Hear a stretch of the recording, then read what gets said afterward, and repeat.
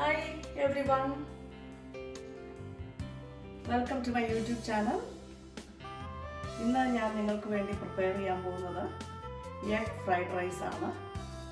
അതിന് ആവശ്യമായിട്ടുള്ള സാധനങ്ങൾ എന്തൊക്കെയാണെന്ന് നമുക്ക് നോക്കാം. അപ്പോൾ ഇത് ഉണ്ടാക്കാനായിട്ടുള്ള ഇൻഗ്രീഡിയൻസ് ആണ് ഇനി ഞാൻ കാണിച്ചു തരുന്നത്. ആദ്യമായിട്ട് ഞാൻ പറഞ്ഞതുപോലെ നമുക്ക് ബസ്മതി റൈസ് വേണം. അത് ഞാൻ 3 കപ്സ് ആണ് എൻ്റെ മെഷർമെൻറ്റ് ഞാൻ എടുത്തിരിക്കുന്നത്. അത് കഴുകി ഡ്രെയിൻ ചെയ്ത് വെച്ചിരിക്കുന്നതാണ് ഓൾറെഡി. അതുപോലെ ചിക്കൻ സ്റ്റോക്ക് വേണം. ചിക്കൻ സ്റ്റോക്ക് നിങ്ങളുടെ കയ്യിൽ ഇല്ല എങ്കിൽ ഹോട്ട് വാട്ടർ ഉപയോഗിച്ചാൽ മതി.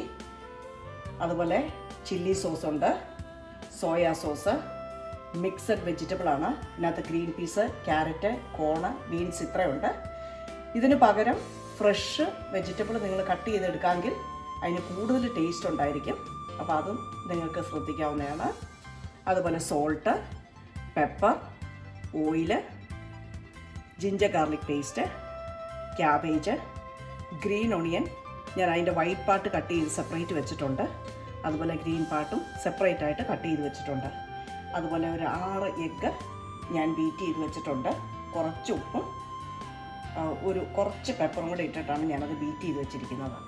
ഫ്രൈഡ് റൈസിന് ആവശ്യമായിട്ടുള്ള റൈസ് എങ്ങനെ നമുക്ക് ഉണ്ടാക്കിയെടുക്കാമെന്ന് നമുക്ക് ആദ്യം നോക്കാം. ഞാനൊരു പാത്രം വെച്ചിട്ടുണ്ട്. അതിനകത്ത് നമുക്ക് കുറച്ച് ഓയിൽ ഒഴിച്ചു കൊടുക്കാം. ഒത്തിരി ഓയിൽ ഒഴിക്കരുത്. ജസ്റ്റ് ആ റൈസ് ഒന്ന് ഫ്രൈ ആകാൻ വേണ്ടിയിട്ട് മാത്രം ഒരു ശക്കലം 1 ടേബിൾ സ്പൂൺ ഓയിൽ ഒഴിച്ചു കൊടുത്താൽ മതി. ഞാൻ റൈസിനകത്തോട്ട് ഇട്ട് കൊടുക്കുകയാണ്. ഓയിൽ ഓൾറെഡി ചൂടായിട്ടുണ്ടായിരുന്നു. അതിനകത്തോട്ട് നമ്മൾ കഴുകി വാരി വെച്ചിരിക്കുന്ന റൈസ് ഇട്ട് കൊടുക്കുക. അതുപോലെ ഫ്രൈഡ് റൈസ് ഉണ്ടാക്കുമ്പോൾ നമ്മൾ ശ്രദ്ധിക്കേണ്ട ഒരു കാര്യം, നമ്മൾ ഉണ്ടാക്കുന്നതിന് മുന്നേ എല്ലാ ഇൻഗ്രീഡിയൻസും എല്ലാം റെഡിയാക്കി നമ്മൾ അടുത്തെടുത്ത് വെച്ചിരിക്കണം. അല്ലെങ്കിൽ പിന്നെ നമ്മൾ ഇത് വെച്ചിട്ട് നമ്മൾ സാധനങ്ങൾ എടുക്കാനായിട്ട് ഓടി പോകുമ്പോഴത്തേക്കും നമ്മൾ സാധനങ്ങൾ പെട്ടെന്ന് കരിഞ്ഞു പോകും. അപ്പോൾ നമ്മുടെ റൈസ് ഒന്ന് ചെറുതായിട്ട് ഫ്രൈ ആയിട്ടുണ്ട്. ഇനി ഞാൻ ചെയ്യാൻ പോകുന്നത് ഇതിനകത്തോട്ട് എടുത്ത് വെച്ചിരിക്കുന്ന സ്റ്റോക്ക് നമ്മൾ ഇട്ട് കൊടുക്കണം.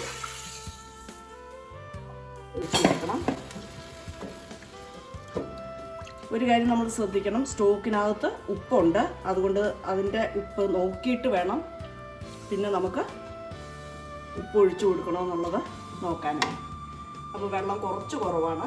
അതുകൊണ്ട് ഒരു ശക്കലം ഹോട്ട് വാട്ടറും കൂടെ ഞാൻ ഒഴിച്ചു കൊടുക്കുകയാണ്. സാധാരണ എല്ലാവരും ചെയ്യുന്നത് ഒരു 2 നാഴി അല്ലെങ്കിൽ 3 നാഴി വയ്ക്കുവാണെങ്കിൽ ഒരു 5.5 കപ്പ് വെള്ളമാണ് ഒഴിക്കുന്നത്. ഇനിയിപ്പോൾ ഈ മെഷർമെൻറ്റ് തെറ്റിയെന്ന് വിചാരിച്ച് അതും വലിയ വിഷയമൊന്നുമല്ല. റൈസിന് കുറച്ച് മുകളിൽ നിൽക്കാവുന്ന രീതിയിൽ വെള്ളം ഒഴിച്ചു കൊടുക്കുക. ആദ്യം നമ്മളിത് നല്ല പോലെ ഒന്ന് തിളച്ച് വരണമെന്നുണ്ടെങ്കിൽ നല്ല ഹൈ ഫ്ലെയിമിൽ ഇട്ട് കൊടുക്കണം.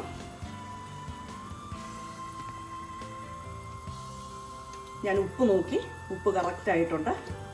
അപ്പോൾ ഈ വെള്ളം നല്ല പോലെ തിളയ്ക്കുന്നിടം വരെ ഹൈ ഫ്ലെയിമിൽ ഇട്ട് കൊടുത്തേക്കാണ്. ഇപ്പം നമ്മൾ ഗ്യാസിൽ വെച്ചിരുന്ന റൈസ് നല്ല പോലെ ബോയിലായി വന്നിട്ടുണ്ട്. ഇനി നമ്മൾ ചെയ്യേണ്ടത് ഇത് കുക്ക് ചെയ്യാനുള്ള സമയം നമ്മൾ കൊടുക്കണം. അതുകൊണ്ട് നമ്മൾ ഫ്ലെയിം ഏറ്റവും താത്തി ഇടണം. അതുപോലെ ഒരു ലിഡ് വെച്ച് നമ്മളത് അടച്ചു വയ്ക്കണം. അപ്പോൾ നമുക്ക് നമ്മുടെ റൈസ് റെഡിയാണോ എന്ന് നോക്കാം. അപ്പോൾ ഇതിനകത്ത് വെള്ളമൊക്കെ കറക്റ്റായിട്ട് വറ്റി വന്നിട്ടുണ്ട്. അതുപോലെ നമ്മൾ റൈസ് ഇളക്കുമ്പോൾ എപ്പോഴും ശ്രദ്ധിക്കേണ്ട ഒരു കാര്യം, നമ്മൾ തവി വെച്ച് ഇളക്കരുത്. അപ്പോൾ ചോറ് കുഴഞ്ഞു പോകും. അതുകൊണ്ട് ഒരു നല്ല ഫോർക്ക് ഉപയോഗിച്ചിട്ട് നമ്മളിങ്ങനെ ഇളക്കി കൊടുക്കുകയാണെങ്കിൽ അത് കുഴഞ്ഞു പോകില്ല. അപ്പോൾ നമ്മുടെ റൈസ് പാകത്തിന് വെന്തിട്ടുണ്ട്. ഫ്രൈഡ് റൈസിൻ്റെ റൈസ് ഒരിക്കലും ഓവറായിട്ട് കുക്ക് ചെയ്ത് പോയി കഴിഞ്ഞാൽ ഒരു ടേസ്റ്റ് ഉണ്ടാകത്തില്ല. ഈ ഒരു ഇതിൽ നിൽക്കാവുള്ളൂ. ഇനി നമ്മൾ ഫ്രൈഡ് റൈസിനുള്ള വെജിറ്റബിൾസ് ചൂടാക്കി എടുക്കാൻ പോവുകയാണ്. ഹൈ ഫ്ലെയിമിൽ ഇട്ട് കൊടുക്കണം. ചൂടായിരിക്കുന്ന പാനിനകത്തോട്ട് നമ്മൾ ആവശ്യത്തിന് ഓയിൽ നമ്മൾ ഒഴിച്ചു കൊടുക്കണം. ഏകദേശം ഒരു 2 ടേബിൾ സ്പൂൺ ഓയിൽ ഒഴിച്ചു കൊടുത്താൽ മതി. അതിനകത്തോട്ട് ഏകദേശം ഒരു 1.5 ടേബിൾ സ്പൂൺ ജിഞ്ചർ ഗാർലിക് പേസ്റ്റും ഇട്ട് കൊടുക്കണം. പാൻ ഓൾറെഡി നല്ലപോലെ ചൂടായിരുന്നതുകൊണ്ടാണ് ഞാൻ വേഗം തന്നെ ഗാർലിക് പേസ്റ്റും ഇട്ട് കൊടുത്തത്. അത് നമ്മൾ നല്ലപോലെ ഇളക്കി കൊടുക്കുക. ജസ്റ്റ് ആ പച്ചമണം മൂന്നോടെ ഇളക്കി കൊടുക്കുക. അതിനകത്തോട്ട്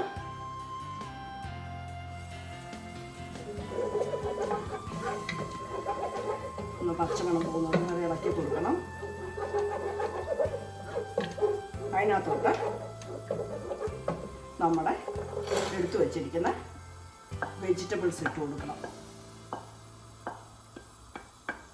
ഫ്രോസൺ വെജിറ്റബിളാണ് ഞാൻ ആദ്യം ഇട്ട് കൊടുത്തത്, കാരണം അത് പെട്ടെന്ന് വേകാൻ എളുപ്പമാണ്.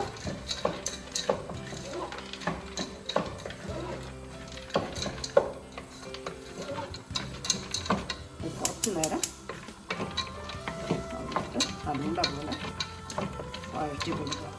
ഇപ്പോൾ നമ്മുടെ മറ്റുള്ള ഫ്രോസൺ വെജിറ്റബിളും അതുപോലെ ജിഞ്ചർ ഗാർലിക് പേസ്റ്റും ഇട്ട് നല്ലപോലെ നമ്മളൊന്ന് വഴറ്റി, അതുപോലെ ഗ്രീൻ ഓണിയനും അതിൻ്റെ വൈറ്റ് പാർട്ട് നമ്മൾ ഇതിനകത്ത് ഇട്ടിട്ടുണ്ട്.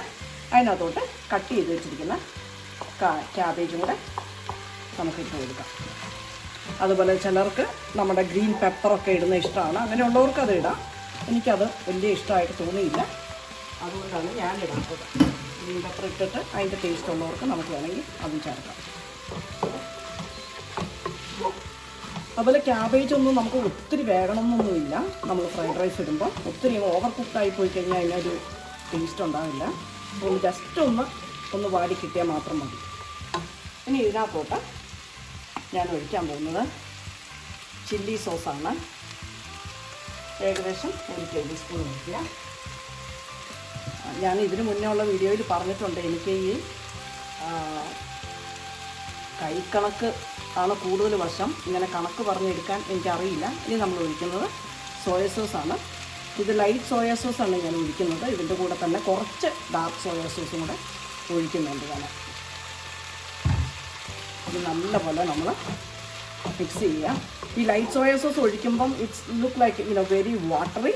അതുകൊണ്ടാണ് കുറച്ച് ഡാർക്ക് സോയ സോസും കൂടെ ഞാൻ ഒഴിക്കുന്നത്. കാരണം അതാണെങ്കിൽ കുറച്ചും കൂടെ നല്ല തിക്കാണ്. അപ്പോൾ കുറച്ചും കൂടെ ഫ്രൈഡ് റൈസിന് നല്ല കളർ കിട്ടും.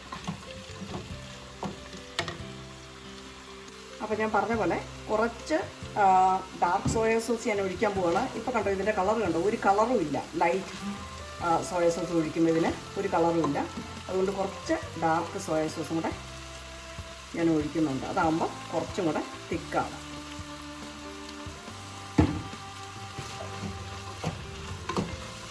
അതും നല്ലപോലെ നമ്മൾ ഇളക്കണം.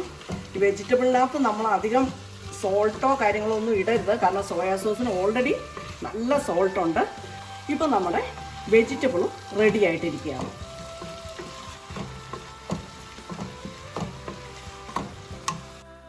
ഇനി ഞാൻ ചെയ്യാൻ പോകുന്നത്, ഒരു പാൻ വെച്ചിട്ട് അതിനകത്തോട്ട് ഒരു ശക്കലം ഓയിൽ നമ്മൾ ഒഴിച്ചു കൊടുക്കണം.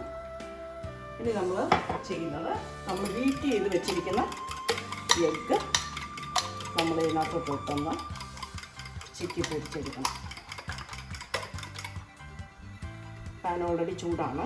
ഞാൻ ഈ എഗ്ഗ് ഒഴിച്ചു കൊടുക്കുകയാണ്.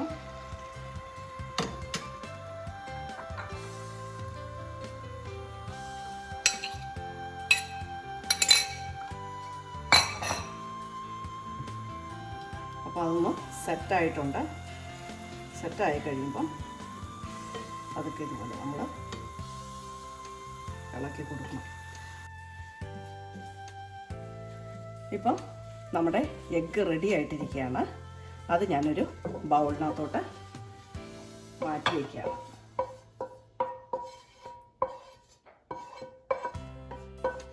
ഇനി ഞാൻ ചെയ്യാൻ പോകുന്നത്, ഈ സെയിം പാനിനകത്തോട്ട് തന്നെ കുറച്ച് ഓയിൽ ഒഴിച്ച്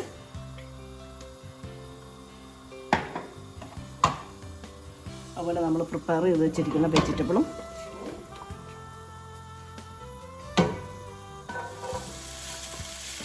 ഇട്ട് ഓൾറെഡി നല്ലപോലെ വഴറ്റിയിട്ടാണ്. ഞാൻ റൈസ് എങ്ങനെ ഇടുന്നതെന്ന് കാണിക്കാൻ വേണ്ടി ഒന്നുകൂടെ കാണിക്കുന്നതേ ഉള്ളൂ. അതുപോലെ കുക്ക് ചെയ്ത് വെച്ചിരിക്കുന്ന റൈസും ഇതിനകത്തോട്ട് ഇടുക.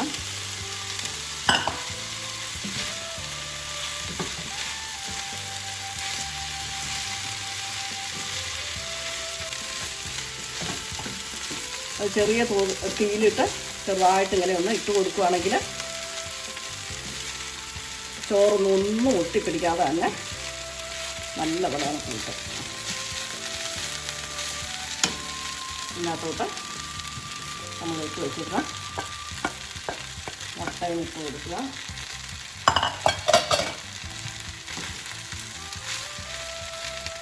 അപ്പോൾ നമ്മുടെ ഫ്രൈഡ് റൈസ് റെഡി ആയിട്ടുണ്ട്. അതിനകത്തോട്ട് നമ്മൾ കട്ട് ചെയ്ത് വെച്ചിരിക്കുന്ന ഗ്രീൻ ഓണിയനും കൂടെ നമ്മൾ ഇട്ട് കൊടുക്കുക.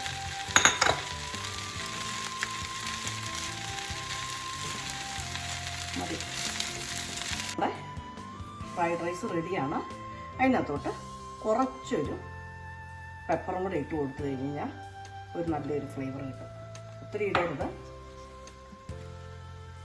എന്നിട്ട് നല്ലതുപോലെ നമ്മൾ മിക്സ് ചെയ്ത് കൊടുക്കുക. അതുപോലെ ഏകദേശം ഒരു 750 ഗ്രാം ഫ്രോസൺ വെജിറ്റബിളാണ് ഞാൻ എടുത്ത് ഉപയോഗിക്കുന്നത്, ഇതിനകത്ത് ഉപയോഗിച്ചേക്കുന്നത്. അത് നിങ്ങളത് ശ്രദ്ധിക്കണം. നിങ്ങൾ എടുക്കുന്ന ക്വാണ്ടിറ്റിക്ക് ആ ഒരു റേഷ്യോയിൽ നിങ്ങൾ വെജിറ്റബിൾ എടുക്കാവുള്ളൂ, റൈസിൻ്റെ ക്വാണ്ടിറ്റി അനുസരിച്ച്. അപ്പോൾ നമ്മുടെ ഫ്രൈഡ് റൈസ് റെഡി ആയിട്ടുണ്ട്.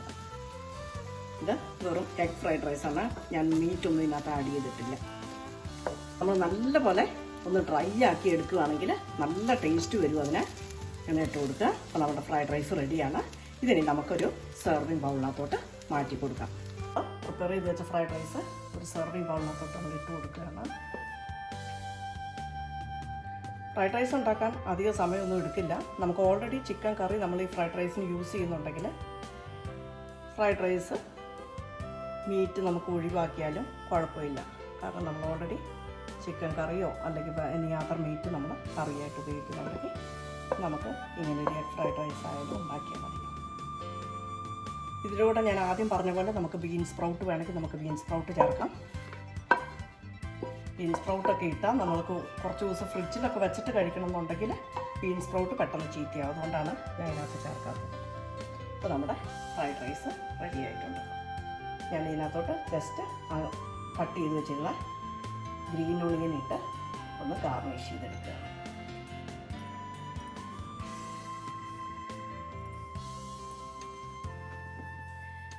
അപ്പോൾ നമ്മുടെ ഫ്രൈഡ് റൈസ് റെഡി ആയിട്ടുണ്ട്. എല്ലാ ഇൻഗ്രീഡിയൻസും ചേർത്തിട്ടുണ്ട്. അപ്പോൾ നമുക്കതൊന്ന് ടേസ്റ്റ് ചെയ്ത് നോക്കാം.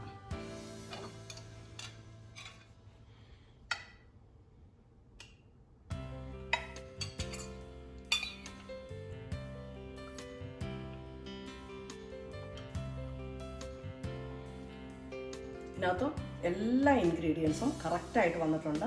നമ്മൾ ഫ്രൈഡ് റൈസ് ഉണ്ടാക്കുമ്പോൾ ശ്രദ്ധിക്കേണ്ട 1-2 കാര്യങ്ങൾ എന്ന് പറഞ്ഞാൽ സോയാ സോസിനും സോൾട്ട് ഉണ്ട്. അതുപോലെ നമ്മൾ ചിലപ്പോൾ സ്റ്റോക്ക് ഒഴിക്കുകയാണെങ്കിൽ അതിനും സോൾട്ട് ഉണ്ട്. അപ്പോൾ അതൊക്കെ മനസ്സിലാക്കിയിട്ട് വേണം. റൈസിന് ഒഴിക്കുന്ന സോൾട്ട് ഓൾറെഡി ഉണ്ട്. അപ്പം അതെല്ലാം കൂടെ മനസ്സിലാക്കിയിട്ട് വേണം പിന്നീട് നമ്മളുള്ള സോൾട്ട് എടുത്തതും കാര്യങ്ങളൊക്കെ ചെയ്യാനായിട്ട്. Thank you so much for watching this video. May God bless everyone.